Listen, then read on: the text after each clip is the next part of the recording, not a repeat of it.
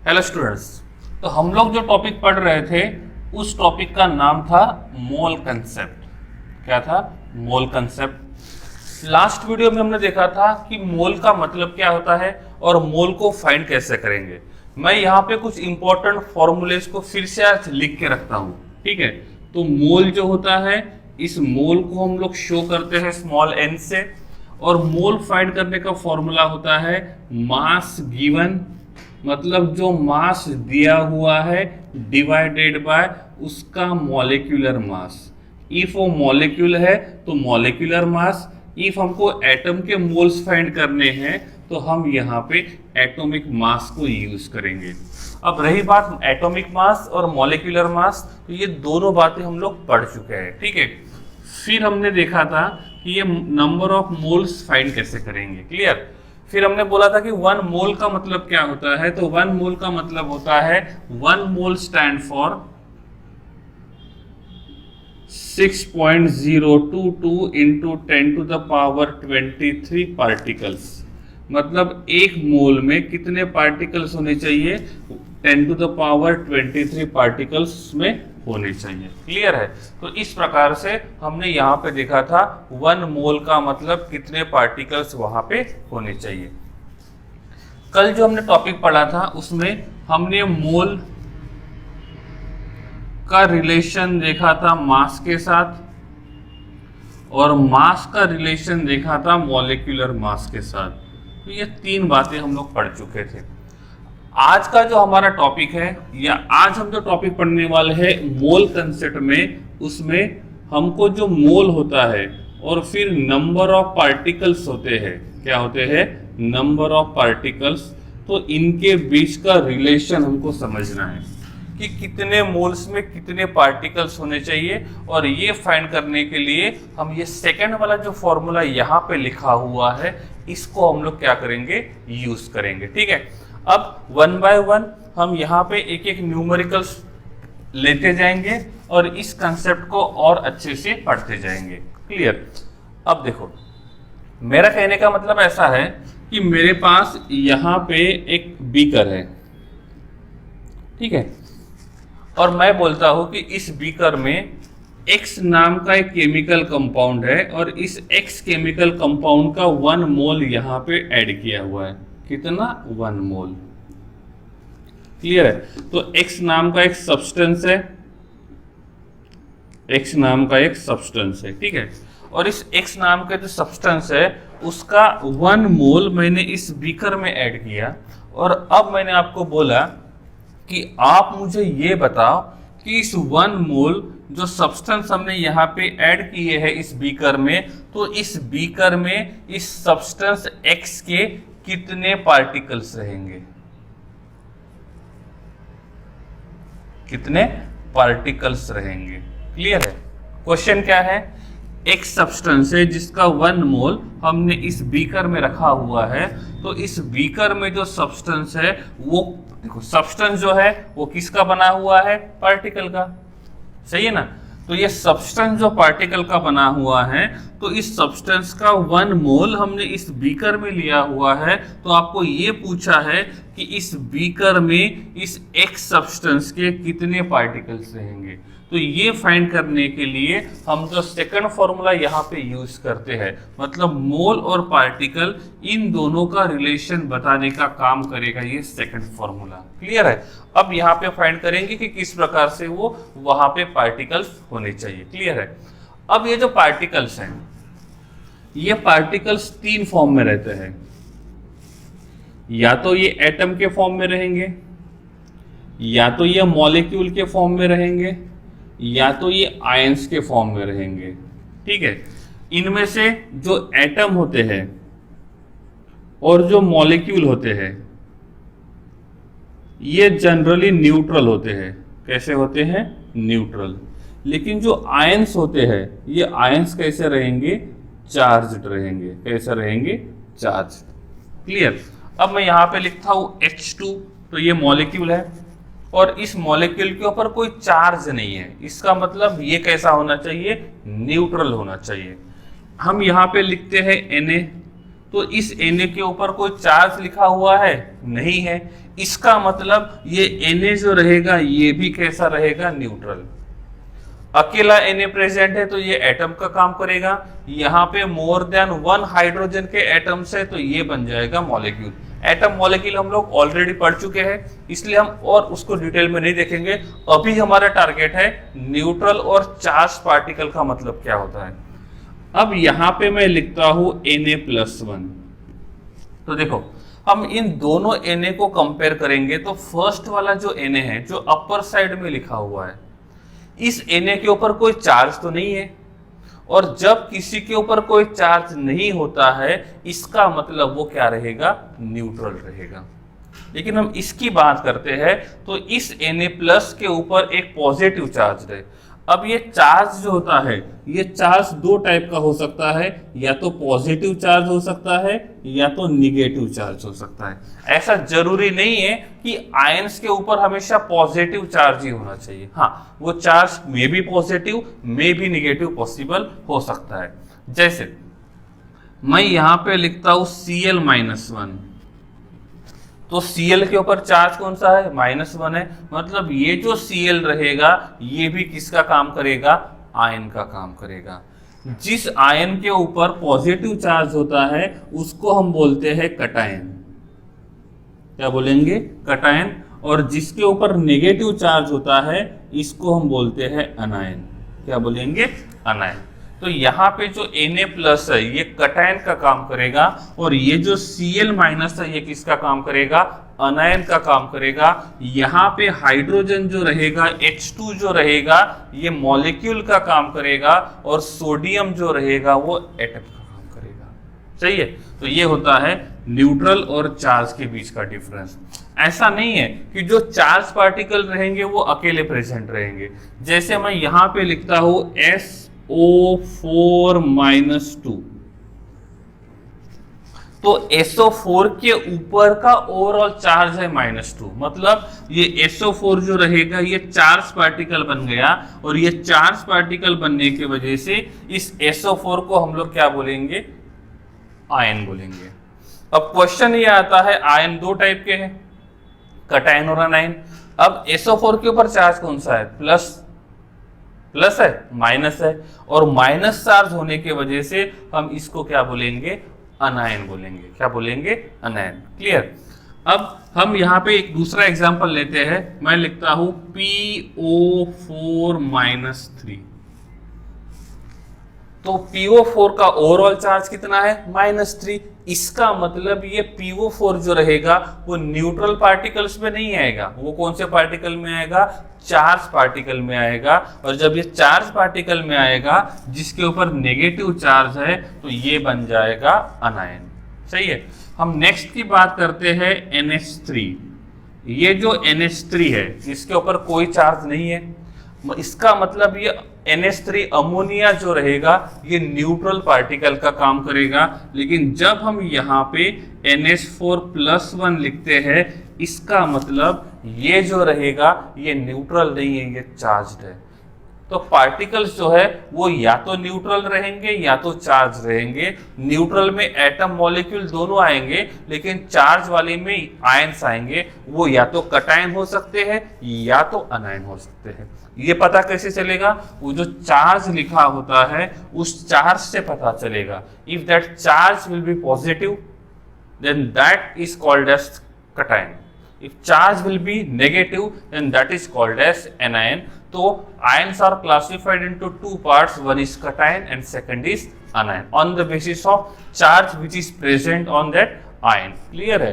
तो इस प्रकार से ये जो पार्टिकल्स होते हैं इन पार्टिकल्स को हम लोग क्लासिफाई कर सकते हैं। हो गया।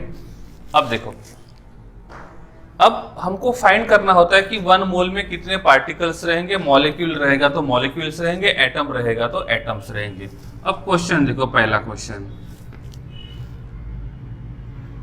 1 मोल 2 मोल ऑफ Na।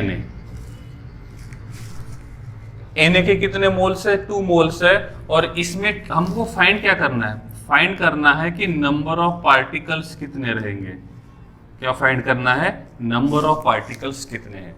हमको 2 मोल्स ऑफ Na में कितने पार्टिकल्स रहेंगे वो फाइंड करना है। क्या बोला मैंने? 2 मोल्स ऑफ Na में कितने पार्टिकल्स रहेंगे वो। रेफरेंस के लिए क्या है, 1 मोल में इतने पार्टिकल्स रहेंगे, ठीक है। तो 1 मोल में कितने पार्टिकल्स होते हैं? 6.022 into 10 to the power 23 particles.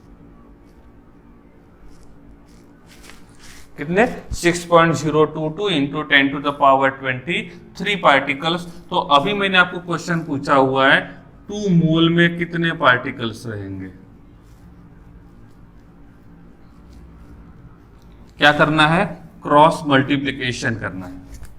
क्या करेंगे? क्रॉस मल्टीप्लिकेशन करना है। मुझे पार्टिकल्स फाइंड करने हैं, तो इसका क्वांटिटी लिखता हूं मैं x। कितना लिखता हूं? x, जो मुझे फाइंड करना है। क्रॉस मल्टीप्लिकेशन करेंगे तो क्या होगा? ये इस साइड में चले जाएगा और ये 2 मोल्स यहां पे चले जाएगा। तो अब आएगा x पार्टिकल्स इक्वल्स टू क्या आएगा? 2 into 6.022 into 10 to the power 23 divided by 1। Clear है? तो यहां पे जो x का जो वैल्यू रहेगा वो कितना रहेगा? 12.044 इंटू 10 टू द पावर 23। इसका मतलब 2 मोल्स ऑफ Na में कितने पार्टिकल्स होने चाहिए? 12.044 इंटू 10 टू द पावर 23। इतने पार्टिकल्स होने चाहिए 2 मोल्स के अंदर। कितने मोल्स के अंदर? 2 मोल्स के अंदर। हम एक क्वेश्चन यहां पे ऐसा भी लिख सकते हैं। नेक्स्ट क्वेश्चन जो रहेगा 4.5 मोल्स ऑफ कैल्शियम। कैल्शियम के कितने मोल्स है? 4.5। और आपको क्या पूछा हुआ है कि इफ हमने 4.5 मोल्स ऑफ कैल्शियम यहां पे इस बीकर में रखे हुए हैं, तो ये कैल्शियम जो रहेगा वो सब्सटेंस है, तो इस सब्सटेंस के अंदर कितने पार्टिकल्स रहेंगे वो पूछा हुआ है। तो रिलेशन क्या है हमारे पास? हमारे पास रिलेशन है 1 mole equals to 6.022 into 10 to the power 23 particles. Find किसके लिए करना है? 4.5 मोल के लिए कितने रहेंगे? तो यहां पे रहेगा क्वेश्चन मार्क। क्रॉस मल्टीप्लिकेशन करेंगे तो यहां पे आएगा x equals to 4.5 into 6.022 into 10 to the power 23 divided by 1। और यहां से हमको पता चलेगा कि 4.5 मोल्स में कितने नंबर ऑफ पार्टिकल्स होने चाहिए। ठीक है, तो इस प्रकार से हम यहाँ पे नंबर ऑफ पार्टिकल्स को फाइंड कर सकते हैं जब हमको क्या दिया जाएगा? मोल दिया जाएगा। क्लियर है? अब क्वेश्चन को और थोड़ा सा डिफिकल्ट कराते जाते हैं। नेक्स्ट जो रहेगा यहां पे हमको ये देखना है, मैं पूछता हूं 3 मोल ऑफ हाइड्रोजन। हमारे पास क्या दिया हुआ है? 3 मोल ऑफ हाइड्रोजन दिया हुआ है। अब क्वेश्चन ये आता है कि यहाँ पे हाइड्रोजन लिखा हुआ है, तो नॉर्मली हाइड्रोजन जो होता है वो कौन से फॉर्म में होता है? देखो, नॉर्मली हमको लिखा हुआ है हाइड्रोजन, तो क्या लिखेंगे? H2 लिखेंगे, क्योंकि नेचुरली हाइड्रोजन कौन से फॉर्म में मिलता है? उन्होंने स्पेसिफाई नहीं किया हुआ है एटम है कि मॉलिक्यूल है, ओनली हाइड्रोजन बोला है, तो हम वही फॉर्मूला लिखेंगे जो नेचर में पॉसिबल है या नेचर में एग्जिस्ट करता है। हम लिखते हैं हाइड्रोजन मॉलिक्यूल, तो ये मॉलिक्यूल के फॉर्म में है, हाइड्रोजन मॉलिक्यूल लिखते हैं, तो ठीक है, मॉलिक्यूल, तो यहां पे हम लिखेंगे H2। इफ स्पेसिफाई किया जाता है कि हाइड्रोजन एटम, तो यहां पे H रहेगा, क्योंकि हाइड्रोजन मॉलिक्यूल जो है वो 2 हाइड्रोजन के एटम्स का बना हुआ है, मतलब 2H प्रेजेंट है, तो ओनली H लिखा हुआ है, मतलब वो एटॉमिक फॉर्म में प्रेजेंट है, और वहां पे H2 लिखा हुआ है, मतलब वो कौन से फॉर्म में प्रेजेंट रहेगा? मॉलिक्यूल के फॉर्म में प्रेजेंट रहेगा। स्पेसिफाई किया हुआ है एटम, तो सिंपल फॉर्म में लिखो, मॉलिक्यूल स्पेसिफाई किया हुआ है तो मॉलिक्यूलर फॉर्म में लिखो, और नॉर्मल नेम दिया हुआ है तो आप उस फॉर्म में लिखो जिस फॉर्म में ये नेचर में एग्जिस्ट करता है। ठीक है, अब इसी को मैं लिख सकता हूं नाइट्रोजन, तो नेचर में जो इतना लिखा हुआ है, स्पेसिफाई नहीं किया हुआ है, तो नेचर में जो नाइट्रोजन रहेगा वो कौन से फॉर्म में आता है, N2 के फॉर्म में। मैं स्पेसिफाई करता हूं कि नाइट्रोजन जो रहेगा वो एटॉमिक फॉर्म में होना चाहिए, तो यहां पे लिखूंगा N, और इफ मैं लिखता हूं कि नाइट्रोजन जो रहेगा वो मॉलिक्यूलर फॉर्म में होना चाहिए, तो यहां पे क्या लिखूंगा, N2 लिखूंगा। क्लियर है? तो नाइट्रोजन जो होते हैं वो नेचुरली कौन से फॉर्म में प्रेजेंट होता है, N2 के फॉर्म में। तो जो नेचुरली प्रेजेंट रहेगा हम उसी फॉर्म में उसको लिखेंगे। क्लियर है? हो गया? तो ये है किस प्रकार से हम उसको स्पेसिफाई करेंगे। ये बातें बहुत छोटी लगती है हमको, लेकिन क्वेश्चन सॉल्व करने के टाइम पे यही ऐसे बातें हैं जो हमको कंफ्यूज करती है। ठीक है, तो इन सब बातों को नोट करके रखना है और अच्छे से ध्यान रखना है कि हमने वहां पे मतलब स्टेटमेंट में क्या लिखा हुआ है। क्लियर है? अब देखो, गिवन है कि हाइड्रोजन के 3 मोल है। अब हाइड्रोजन लिखा हुआ है, उन्होंने स्पेसिफाई नहीं किया हुआ है। क्या स्पेसिफाई नहीं किया हुआ है कि वो हाइड्रोजन कौन सा है, क्योंकि हाइड्रोजन H के फॉर्म में भी प्रेजेंट होता है और H2 के फॉर्म में भी प्रेजेंट होता है। तो जहां पे स्पेसिफाई नहीं किया हुआ है तो नेचर में हाइड्रोजन H2 के फॉर्म में आता है, तो हम यही कंसीडर करेंगे कि ये H2 के बारे में बात कर रहे हैं। कितने बारे में बात कर रहे हैं, H2 के बारे में। क्लियर है? चलो अब हम सिंपल एग्जांपल देखते हैं।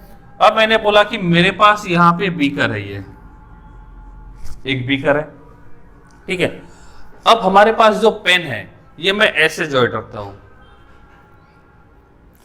अब ये सिंपल है, मतलब अकेला प्रेजेंट है तो बोल सकते हैं कि ये एटॉमिक फॉर्म में है, और कंबाइन किया तो ये कौन से फॉर्म में है, मॉलिक्यूलर फॉर्म में। अब मैं एक पेन को एक हाइड्रोजन कंसीडर करता हूं और मैंने हाइड्रोजन को इस फॉर्म में लिखा हुआ है, तो एक पेन का मतलब ये सिंपल हाइड्रोजन, दूसरे पेन का मतलब भी सिंपल हाइड्रोजन, और ऐसे 2 हाइड्रोजन को कंबाइन करेंगे, मतलब क्या करेंगे, H प्लस H करेंगे, तो ये बन जाएगा H2। क्लियर है? तो मेरे लिए ये एक पेन जो है वो H का काम कर रहा है, ये दूसरा जो रहेगा वो AH का काम कर रहा है, और इन दोनों को कंबाइन करेंगे तो वो क्या बनेगा, H2 बनेगा। तो ये जो रहेगा ये एटॉमिक फॉर्म में है, ये भी एटॉमिक फॉर्म में है, और इन 2 एटम को कंबाइन करेंगे तो हमको क्या मिलेगा, मॉलिक्यूल मिलेगा। सही है? तो ऐसा मेरे पास एक एटम ये है, दूसरा एटम, दोनों को कंबाइन कर दिया तो ये मॉलिक्यूल बन गया। ये एक हाइड्रोजन, ये दूसरा हाइड्रोजन, तो ये क्या बन गया, H2 बन गया। सही है? अब देखो इस H2 के अंदर कितने एटम्स हैं, 1 और 2 टाइप के एटॉमिक फॉर्म में प्रेजेंट है। अब मैं बोलता हूं कि ये जो बीकर है, इस बीकर में मैंने ऐसे 10 पेयर को ऐड किया। क्या किया मैंने, इस बीकर में मैंने ऐसे 10 पेयर को ऐड किया। यहां पे हाइड्रोजन पेयर फॉर्म में है, एक हाइड्रोजन दूसरे हाइड्रोजन के साथ पेयर्ड है, अनपेयर्ड नहीं है, बॉन्डेड है। क्लियर? तो एक पेन दूसरे पेन के साथ पेयर्ड है। ठीक है, तो ऐसे मैंने 10 पेयर को यहां पे ऐड किया। ठीक है, क्वेश्चन देखो प्रॉपरली, ऐसे मैंने कितने पेयर को ऐड किया, 10। जब मैं यहां पे 10 पेयर को ऐड करता हूं और मैं आपको क्वेश्चन पूछता हूं कि यहां पे कितने पेयर है, तो 10। अब मैं ये बोलता हूं कि यहां पे कितने पेन जो है वो कंबाइन फॉर्म में है, या तो हम ये बोल सकते हैं कि यहाँ पे टोटल पेन्स कितने हैं, तो टोटल जो पेन्स रहेंगे ये कितने रहेंगे, 20 रहेंगे। क्यों? क्योंकि एक पेयर में कितने पेन है, एक पेयर में कितने पेन है, 1 या 2, एक पेयर में 2 पेन है, ऐसे 10 पेयर यूज किए तो 10 पेयर में कितने पेन होने चाहिए, 20 पेन होने चाहिए। क्लियर है? नहीं समझा? तो यहां पे जो हाइड्रोजन है ये 2 हाइड्रोजन कंबाइन फॉर्म में है। क्लियर है? तो इस प्रकार से यहां पे इन्होंने कंबाइन फॉर्म में हाइड्रोजन को दिया है। क्लियर? अब देखो उनका क्वेश्चन क्या है, क्वेश्चन ये पूछा हुआ है कि यहां पे कितने पार्टिकल्स रहेंगे, या तो कितने एटम मॉलिक्यूल रहेंगे। calculate the total number of molecules and calculate the total number of atoms present in 3 moles of hydrogen. Clear है? क्या बोला है? Find the total number of molecules और total number of atoms present in 3 moles of hydrogen, ये यहाँ पे पूछा हुआ है। इसको कैसे सॉल्व करेंगे?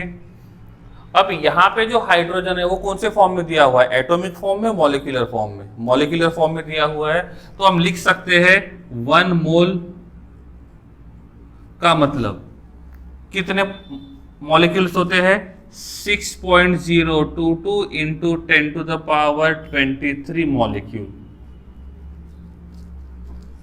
क्या रहेगा? 10 टू द पावर 23 मॉलिक्यूल। तो कितने मोल के लिए पूछा हुआ है? 3 मोल के लिए कितने पार्टिकल्स रहेंगे? तो यहां पे आएगा x। अब क्या करेंगे? क्रॉस मल्टीप्लीकेशन करेंगे। Therefore x equals to 3 into 6.022 into 10 to the power 23 molecule. Clear है? अब मॉलिक्यूल्स कितने हैं यहाँ पे? ये कितना रहेगा? 6 3 जा 18 बन जाएगा, तो और ये बन जाएगा 0.66 इंटू 10 टू द पावर 23। तो इतने क्या होने चाहिए? मॉलिक्यूल। ठीक है, तो 3 मोल्स ऑफ हाइड्रोजन में 18.066 into 10 to the power 23 molecules क्या होने चाहिए? प्रेजेंट होने चाहिए। ठीक है, अब एक मॉलिक्यूल में कितने एटम है? 2। तो जितने मॉलिक्यूल्स रहेंगे उसके डबल एटम्स होने चाहिए। सही है ना?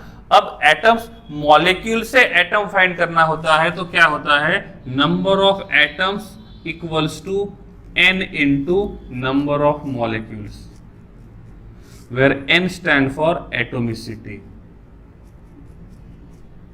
n stand for atomicity. Clear है? अब यहां पे हमने फाइंड क्या किए? मॉलिक्यूल्स। हमको मॉलिक्यूल्स नहीं पूछा है, हमको क्या पूछा हुआ है? एटम्स पूछा हुआ है। हम मॉलिक्यूल पूछा था वो तो हो गया, साथ में क्या पूछा हुआ है? एटम्स पूछा हुआ है। तो एटम्स निकालने के लिए क्या करेंगे? हमने जितने मॉलिक्यूल्स फाइंड किए थे, 1 मोल का मतलब होता है 6.022 into 10 to the power 23 molecules, और इस फॉर्मूला को यूज करके क्रॉस मल्टीप्लिकेशन करके हमने नंबर ऑफ मॉलिक्यूल्स फाइंड किए। वो तो पहला हाफ हो गया। दूसरे हाफ में उन्होंने ये पूछा हुआ है कि ये एटम्स कितने रहेंगे, तो हम क्या करेंगे? इस नंबर ऑफ मॉलिक्यूल को एटोमिसिटी से मल्टीप्लाई करेंगे। तो यहां पे आएगा number of atoms equals to, atomicity कितना है? 2। नंबर ऑफ एटम्स 2 है ना, तो ये रहेगा 2 इंटू कितना है? मॉलिक्यूल्स कितने हैं? 18.066 इंटू 10 टू द पावर 23। पहले हमने मॉलिक्यूल फाइंड किए थे, अब क्या फाइंड करेंगे? एटम्स को फाइंड करेंगे। सही है? नहीं समझा?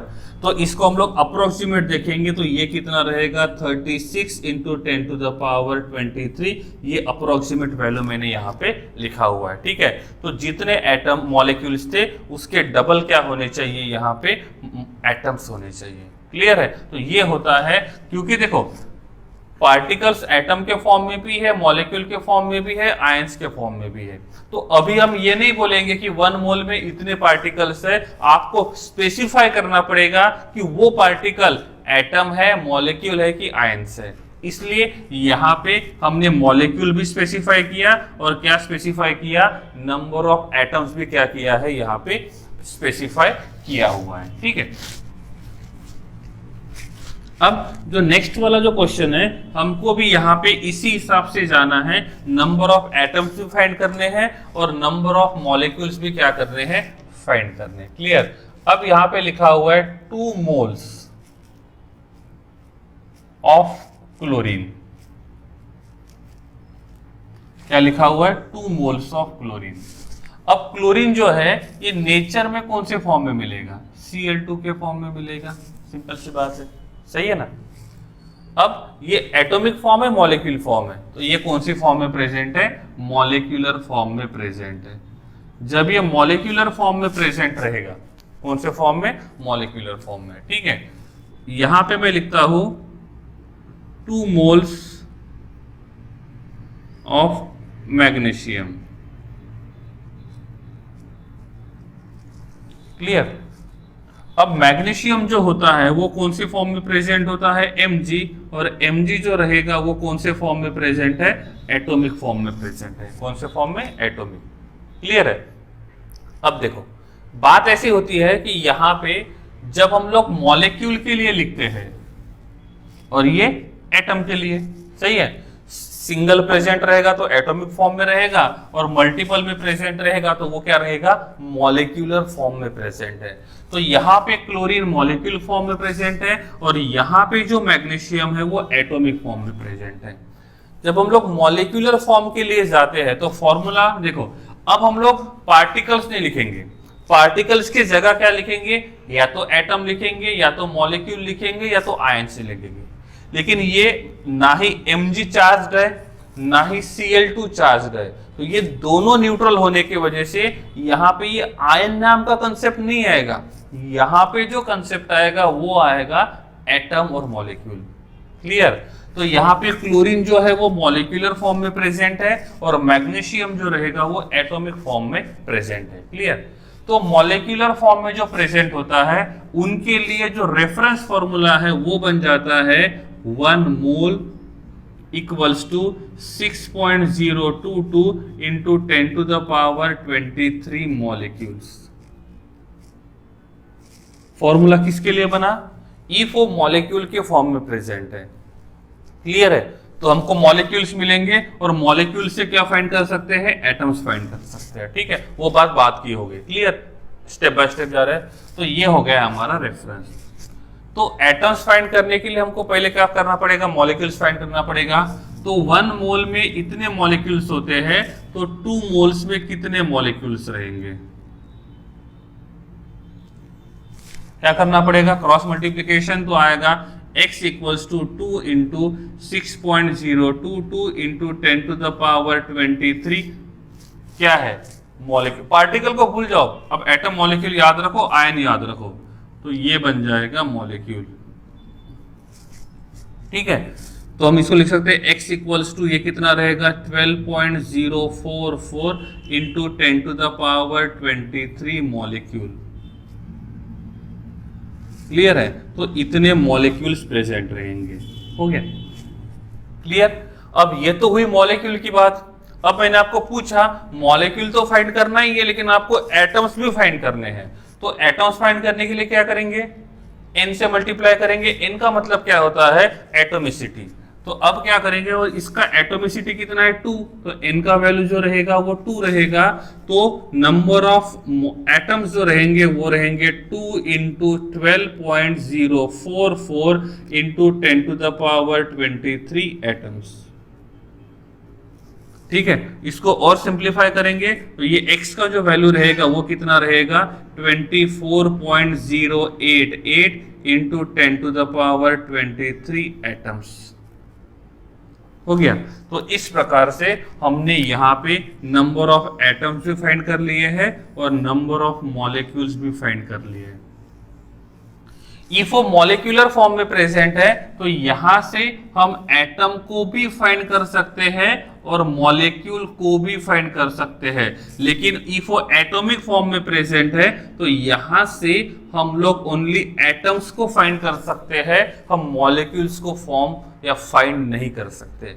फिर से बोल रहा हूं मैं, इफ वो मॉलिक्यूलर फॉर्म में है तो पहले मॉलिक्यूल्स फाइंड करो, कितने मॉलिक्यूल्स प्रेजेंट है, और वहां से नंबर ऑफ एटम्स फाइंड करो। लेकिन इफ वो ऑलरेडी एटॉमिक फॉर्म में ही प्रेजेंट है तो आपको नंबर ऑफ एटम्स ही मिलेंगे, नंबर ऑफ मॉलिक्यूल्स नहीं मिलेंगे। समझा, क्लियर है। तो इस प्रकार से हम यहाँ पे नंबर ऑफ एटम्स और नंबर ऑफ मॉलिक्यूल्स दोनों फाइंड कर सकते हैं। क्लियर। हाँ, तो ये किसके लिए था, क्लोरीन के लिए। अब हमारा ये क्वेश्चन तो बाकी है ना, 2 मोल्स ऑफ मैग्नीशियम के लिए। तो मैग्नीशियम जो है वो कौन से फॉर्म में प्रेजेंट है, एटॉमिक फॉर्म में। वो मॉलिक्यूलर फॉर्म में प्रेजेंट था तो कौन से फॉर्म में लिखा था, मॉलिक्यूल के फॉर्म में। एटॉमिक फॉर्म में प्रेजेंट है तो रेफरेंस फॉर्मूला रहेगा 1 mole equals to 6.022 into 10 to the power 23 atoms. देखो दोनों में डिफरेंस क्या है। क्वेश्चन में जो दिया हुआ है सब्सटेंस वो मॉलिक्यूल के फॉर्म में है तो हमने मॉलिक्यूल्स लिखा। क्वेश्चन में जो सब्सटेंस दिया हुआ है वो एटॉमिक फॉर्म में है तो हमने एटम्स लिखा। मॉलिक्यूलर फॉर्म में है, मॉलिक्यूल्स फाइंड करो, वहां से एटम्स फाइंड करो। एटॉमिक फॉर्म में है, अब एटम्स ही फाइंड कर सकते हो, मॉलिक्यूल्स फाइंड नहीं कर सकते हो। ठीक है, अब देखो 1 मोल का मतलब इतना एटम्स होता है, लेकिन गिवन कितने मोल्स है? 2 मोल है, तो ये रहेगा 2 मोल्स इक्वल्स टू कितना रहेगा? x atom. अब x का वैल्यू क्या है? x equals to cross multiplication करेंगे तो ये बन जाएगा 2 into 6.022 into 10 to the power 23 atoms. Clear है? तो ये बन जाएगा x equals to 12.044 into 10 to the power 23 atoms.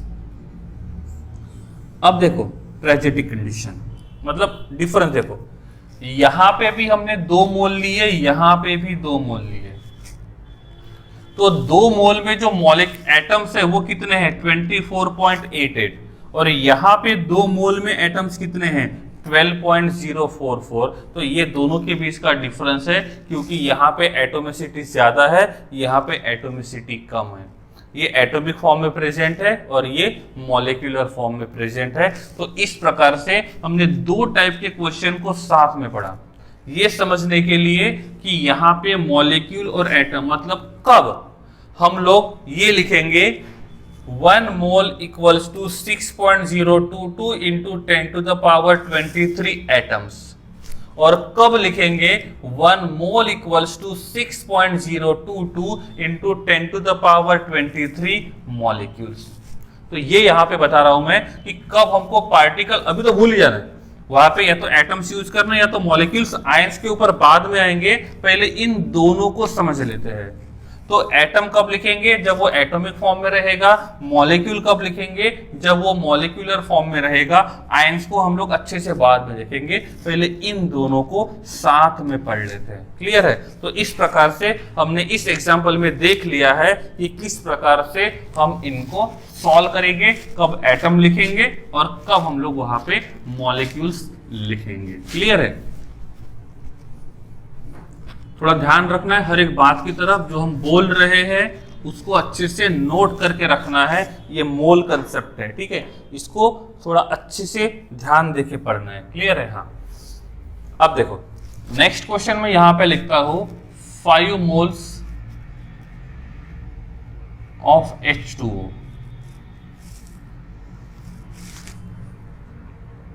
ठीक है, और यहां पे मैं लिखता हूं second 5 moles of calcium. Clear हो गया? अब आपको पार्टिकल फाइंड करने, क्या इसके ऊपर कोई चार्ज है? नहीं है। क्या इसके ऊपर कोई चार्ज है? नहीं है। मतलब पार्टिकल में से एक तो निकल ही गया, कौन? आयन। मतलब आपको आयन नहीं पूछा है।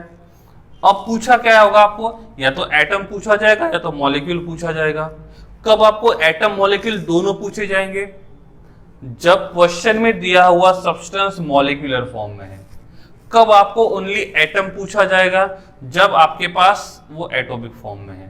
तो यहां पे जो H2O है ये कौन से फॉर्म में प्रेजेंट है? मॉलिक्यूलर फॉर्म में। लेकिन यहां पे जो कैल्शियम है ये कौन से फॉर्म में प्रेजेंट है? एटॉमिक फॉर्म में। मतलब इसमें आपको ओनली एटम्स ही मिलेंगे, लेकिन यहां पे आपको क्या मिलेंगे? आपको एटम्स भी ढूंढना होगा, आपको मॉलिक्यूल्स भी ढूंढना होगा, दोनों ढूंढेंगे। क्लियर है? अब बात आती है शुरू करने की। शुरू करने के लिए रेफरेंस फॉर्मूला यूज करेंगे। रेफरेंस फॉर्मूला क्या दिया हुआ है?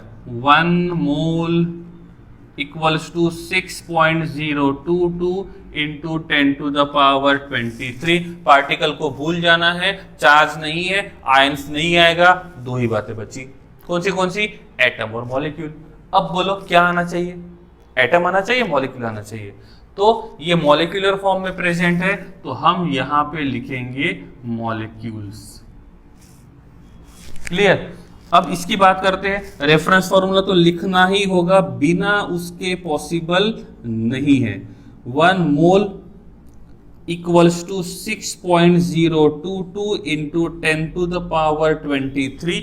अब यहाँ पे क्या आएगा, एटम आएगा, मॉलिक्यूल आएगा, ये एटॉमिक फॉर्म में प्रेजेंट है तो यहाँ पे आना चाहिए एटम। हो गया क्लियर, इससे एटम्स मिलेंगे, इससे दोनों मिलेंगे। अब 1 मोल में इतने मॉलिक्यूल्स है तो आपको किसके लिए पूछा है, 5 मोल के लिए, तो लिखो यहाँ पे 5 मोल के लिए कितने मॉलिक्यूल्स रहेंगे, क्रॉस मल्टीप्लिकेशन करेंगे तो यहाँ पे हमको आएगा x equals to 5 into 6.022 into 10 to the power 23 molecules. Okay, इसको लिखेंगे तो अप्रोक्सीमेट कितना आएगा, ये आएगा, अप्रोक्सीमेट लिख रहा हूं मैं यहाँ पे, ये आना चाहिए अप्रोक्सीमेट कितना आएगा 30 के आसपास, 30 इंटू 10 टू द पावर 23। ठीक है, इतने क्या होने चाहिए, मॉलिक्यूल्स होने चाहिए। मैं बोल रहा हूं यहाँ पे मैंने अप्रोक्सीमेट वैल्यू को यूज किया हुआ है, आप डायरेक्टली कैलकुलेट कर सकते हो। क्लियर है, ये बात किसकी है, मॉलिक्यूल की। तो 5 मोल्स में इतने मॉलिक्यूल्स रहेंगे वाटर के। अब मॉलिक्यूल से क्या फाइंड करेंगे, एटम्स, तो ये फाइंड करना पड़ेगा कि एटोमिसिटी कितनी है। तो वाटर मॉलिक्यूल में 2 एटम है हाइड्रोजन के और 1 एटम है ऑक्सीजन का, तो इसका n का जो वैल्यू रहेगा वो कितना रहेगा, 3 रहेगा। क्या रहेगा, 3 रहेगा। तो हम यहाँ पे फाइंड करेंगे नंबर ऑफ एटम्स, तो लिखना पड़ेगा, क्या करना पड़ेगा, एटोमिसिटी से मल्टीप्लाई करना पड़ेगा। सही है, तो यहाँ पे आएगा number of atoms equal to, atomicity कितना है 3, तो आएगा 3 into 30 into 10 to the power 23 atoms, तो ये बन जाएगा 90 into 10 to the power 23 atoms. तो इतने एटम्स प्रेजेंट रहेंगे, कितने कितने मोल में, 5 मोल में। तो हमने ये भी फाइंड कर लिया है। अब इसकी बात करेंगे, 1 मोल में है इतना एटम्स, तो रहेगा 5 mole equals to x atom, जो कि हमको फाइंड करना है। देयरफॉर x इक्वल्स टू, ये अप्रोक्सीमेट रहेगा 30 into 10 to the power 23 atoms. Clear है, नहीं समझा। अब देखो इसमें 5 मोल में कितने एटम्स है, 90 इंटू 10 टू द पावर 23, लेकिन यहाँ पे कितने हैं 30, अप्रोक्सीमेट वैल्यू है 30 into 10 to the power 23 atoms. दोनों में आप देखो तो नंबर ऑफ एटम्स का क्वांटिटी डिफरेंट है, बल्कि दोनों में नंबर ऑफ मोल्स कैसे है, सेम है। क्यों, क्योंकि यहाँ पे ये एटॉमिक फॉर्म में है, ये मॉलिक्यूलर फॉर्म में है, इसका एटोमिसिटी अलग है, इसका एटोमिसिटी अलग है, और इसीलिए दोनों में नंबर ऑफ एटम्स कैसे रहेंगे, डिफरेंट रहेंगे। यहाँ पे मॉलिक्यूल को हमने क्या किया, एटम्स में कन्वर्ट किया। ठीक है, तो इस प्रकार से हम यहाँ पे ये देख सकते हैं कि किस प्रकार से उससे हम लोग नंबर ऑफ एटम्स फाइंड करेंगे और किस प्रकार से हम नंबर ऑफ मॉलिक्यूल्स को यहाँ पे क्या करेंगे, फाइंड करेंगे। ठीक है, तो ये हुआ किसके बारे में, मोल्स के बारे में, कि मोल्स से हम लोग क्या बोलते हैं उसको, उसका पार्टिकल्स कैसे फाइंड करेंगे, एटम्स कैसे फाइंड करेंगे, और साथ में हम लोग मॉलिक्यूल्स को किस प्रकार से यहाँ पे फाइंड कर सकते हैं। ठीक है,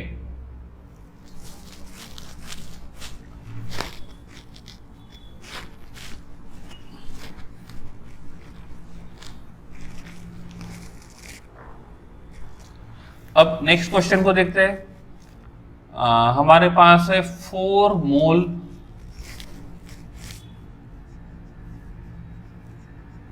ऑफ अमोनिया।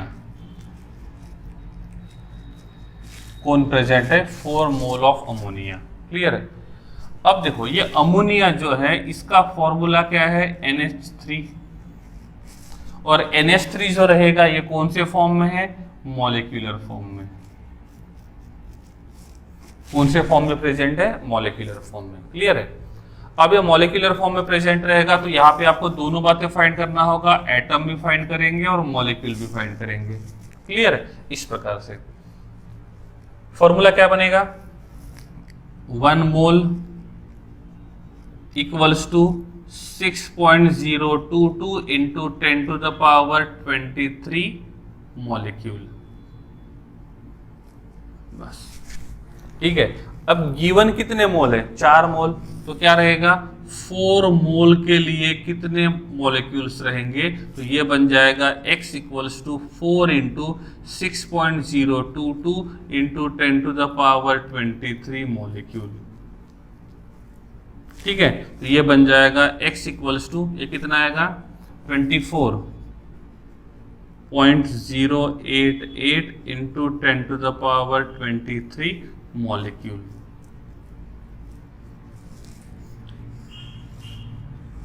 ठीक है, मतलब ये कंबाइन फॉर्म में रहेगा, अमोनिया के फॉर्म में रहेगा, तो इसके मॉलिक्यूल्स जो रहेंगे वो इतने होने चाहिए, कितने मोल में, 4 मोल में, ठीक है। अब क्वेश्चन पूछा हुआ है एटम्स, क्या पूछा हुआ है, एटम्स। तो पहले मॉलिक्यूल फाइंड किए थे, अब यहां से हम लोग क्या करेंगे, एटम को फाइंड करेंगे, क्लियर। अब हमको यहाँ पे एटम्स फाइंड करना है, क्या करेंगे, जो मॉलिक्यूल्स है उसको एटोमिसिटी से मल्टीप्लाई करेंगे। टोटल नंबर ऑफ एटम्स कितने है, 4 है ना, 1 नाइट्रोजन और 3 हाइड्रोजन, तो यहां पे रहेगा number of atoms equals to 4 into 24 into 10⁻23 molecule, या तो हम यहाँ पे इसको कंप्लीट लिख सकते हैं, ठीक है। तो ये बन जाएगा 4.88 इंटू 10⁻23 एटम्स, क्लियर हो गया। तो यहां पे जो है ये किसके बारे में पूछा हुआ है, अमोनिया में एटम्स। तो अमोनिया में जो एटम्स है वो किसके प्रेजेंट है, नाइट्रोजन के भी प्रेजेंट है और हाइड्रोजन के भी प्रेजेंट है। तो ये रहेंगे नंबर ऑफ एटम्स, से लिखता हूं मैं नंबर ऑफ टोटल एटम्स। अब अमोनिया में 4 एटम्स है, कौन से, नाइट्रोजन, हाइड्रोजन, हाइड्रोजन के 3 और नाइट्रोजन का 1। अब मैं पूछता हूं number of atoms of nitrogen, number of atoms of nitrogen. तो फॉर्मूला क्या है, number of atoms equal to n into molecules. तो नंबर ऑफ मॉलिक्यूल्स कितने हैं, 24.088 इंटू 10⁻23 मॉलिक्यूल्स। अब पूछा क्या है, n का मतलब एटोमिसिटी। तो नाइट्रोजन का एटोमिसिटी कितना है, इसमें नाइट्रोजन का एटोमिसिटी 1 है और हाइड्रोजन का एटोमिसिटी 3 है, और ओवरऑल एटोमिसिटी कितना रहेगा, 4 रहेगा। अब यहाँ पे हमने टोटल एटम्स पूछे हैं, तो हम दोनों को साथ में कंसीडर करेंगे। यहाँ पे number of atoms of nitrogen पूछा हुआ है, तो हम नाइट्रोजन के हिसाब से जाएंगे, और नाइट्रोजन का एटोमिसिटी कितना है, 1 प्रेजेंट है, तो ये रहेगा 1 इंटू 24.088 इंटू 10⁻23 एटम्स। लेकिन ये जो एटम्स रहेंगे ये किसके रहेंगे, ओनली नाइट्रोजन के रहेंगे। अब क्वेश्चन को और चेंज करता हूं, लिखता हूं number of atoms of hydrogen. किसके एटम्स फाइंड करना है, हाइड्रोजन के एटम्स फाइंड करने हैं। तो हाइड्रोजन के एटम्स फाइंड करने के लिए क्या करना पड़ेगा, कितने मॉलिक्यूल्स थे, उस नंबर ऑफ मॉलिक्यूल्स को n से मल्टीप्लाई करो। n का मतलब एटोमिसिटी, और यहाँ पे हाइड्रोजन का नंबर कितना है, 3। तो हाइड्रोजन का एटोमिसिटी 3 होने की वजह से ये बन जाएगा 3 इंटू नंबर ऑफ मॉलिक्यूल्स कितने हैं, 24.088 इंटू 10⁻23 एटम्स। और ये जो एटम्स रहेंगे ये किसके रहेंगे, हाइड्रोजन के। तो अमोनिया में हाइड्रोजन के भी एटम्स है और नाइट्रोजन के भी एटम्स है, और इन दोनों एटम्स को कंबाइन करोगे तो आपको इतने एटम्स मिलेंगे, सही है। तो हमने यहाँ पे इंडिविजुअल एटम्स को भी फाइंड किया, हमने टोटल एटम्स फाइंड किए, हमने नाइट्रोजन के एटम्स फाइंड किए, और साथ में हमने यहाँ पे हाइड्रोजन के एटम्स भी क्या कर लिए है, फाइंड कर लिए। तो ये है मोल कंसेप्ट। इसलिए मैंने आपको बोला था न्यूमेरिकल्स थोड़े सोच समझ के सॉल्व करने हैं, अच्छे से सुनना है हर एक बात को। यहाँ पे भले इतना छोटा सा लिखा हुआ है मैटर, लेकिन ये मैटर बहुत ज्यादा जरूर मतलब इंपॉर्टेंट है, तो इस चीज को अच्छे से समझना है यहाँ पे, ठीक है। इसी टाइप का एक और एग्जांपल देख लेते हैं ताकि ये बात जो रहेगी वो क्लियर हो जाएगी। क्लियर है? हाँ, अब हम यहां पे लिखते हैं 5 मोल ऑफ इथेन। क्या लिखा हुआ है? 5 मोल ऑफ इथेन। क्लियर है? अब इथेन जो रहेगा इसका फॉर्मूला लिखना पड़ेगा, क्या है? C2H6। अब ये इथेन जो रहेगा ये कौन से फॉर्म में प्रेजेंट है? मॉलिक्यूलर फॉर्म में प्रेजेंट है। कौन से फॉर्म में प्रेजेंट है? मॉलिक्यूलर फॉर्म में। तो मॉलिक्यूलर फॉर्म का एग्जांपल या मतलब फॉर्मूला लिख लेंगे, क्या है? 1 mole equals to 6.022 into 10⁻23। Molecular form में है तो इतने होने चाहिए मॉलिक्यूल्स। तो कितने मोल्स है? 5 मोल्स। तो 5 मोल के लिए कितने मॉलिक्यूल? ठीक है, तो क्या आएगा? ये आएगा x इक्वल्स टू मतलब x मोल, x पार्टिकल लेते हैं तो ये बन जाएगा 5 इंटू 6.022 इंटू 10⁻23 मॉलिक्यूल। तो इतने मॉलिक्यूल्स प्रेजेंट होने चाहिए। कितने मोल्स में? 5 मोल में। ठीक है, तो यहां पे मॉलिक्यूल का एंड हो गया। अब बात आती है एटम्स की। ठीक है, अब यहां पे हम क्या फाइंड कर सकते हैं? Total atoms. पहली बात। दूसरी बात, atoms of carbon.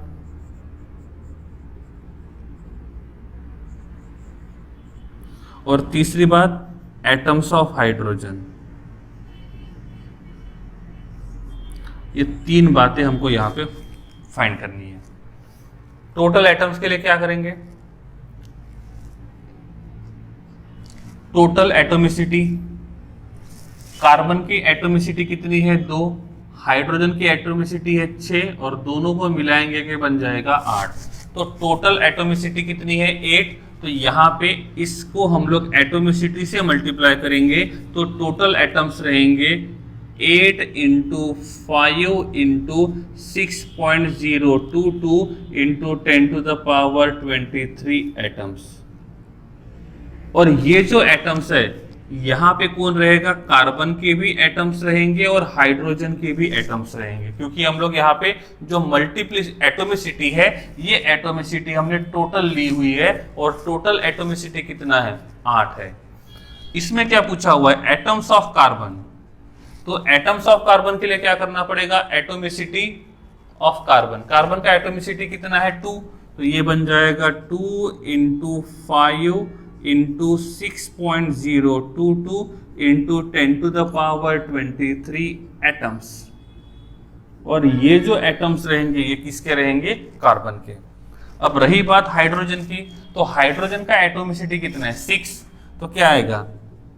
6 into 5 into 6.022 into 10⁻23 atoms.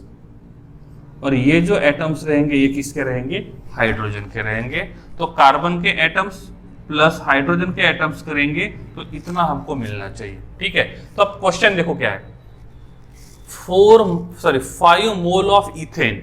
5 mole of ethane में पहले हमने ये फाइंड किया कि मॉलिक्यूल कितने हैं। तो कितने हैं? 5 इंटू 6.022 इंटू 10⁻23 मॉलिक्यूल्स यहाँ पे प्रेजेंट हैं।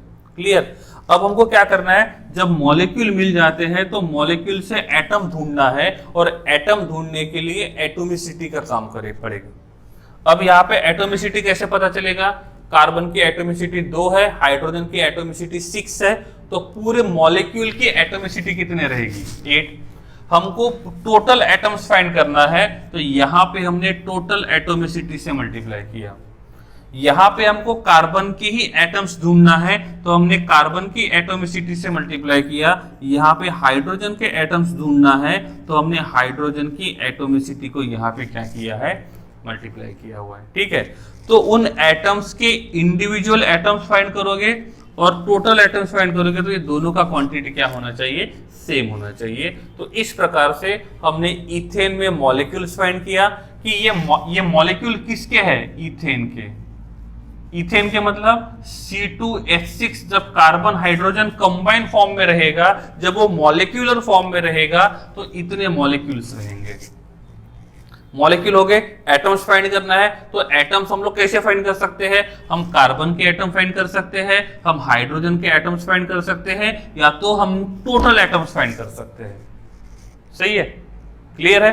तो हमने यहाँ पे टोटल एटम्स फाइंड किया है, कार्बन के एटम्स फाइंड किए हैं, और साथ में हमने क्या किया है, हाइड्रोजन के एटम्स को क्या किया है, यहाँ पे फाइंड किया हुआ है। ठीक है, तो इस प्रकार से हमने इस पार्ट में हम मॉलिक्यूल्स और एटम्स कैसे फाइंड करेंगे वो मैंने आपको यहाँ पे बता दिया है। ठीक है, तो इस प्रकार से हम एटम्स फाइंड कर सकते हैं, मॉलिक्यूल्स फाइंड कर सकते हैं, और साथ में हम लोग क्या करेंगे, यहाँ पे एटम्स मॉलिक्यूल फाइंड करके न्यूमेरिकल को इस प्रकार से हम लोग सॉल्व कर सकते हैं। ठीक है, तो इस पार्ट में हम लोग इतना ही देखेंगे।